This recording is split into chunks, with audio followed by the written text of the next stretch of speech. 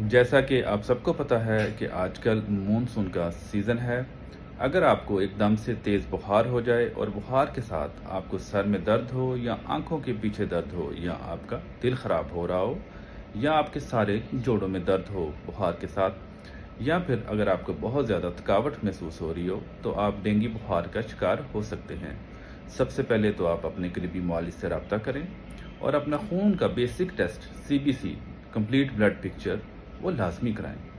अगर आपके WBC count 4000 से कम हैं या प्लेटलेट जो कि सेल्स होते हैं जो खून जमने में मददगार साबित होते हैं, जो कि नॉर्मल 1.5 लाख से 3 लाख तक होते हैं, अगर ये कम होना शुरू हो जाएं तो आप डेंगू बुखार की नौइयत, कैफियत और शिद्दत का अंदाज़ा कर सकते हैं।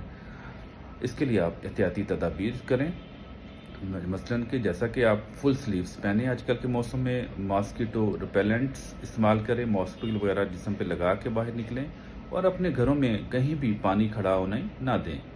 अपने और अपने बच्चों का ख्याल रखें। शुक्रिया।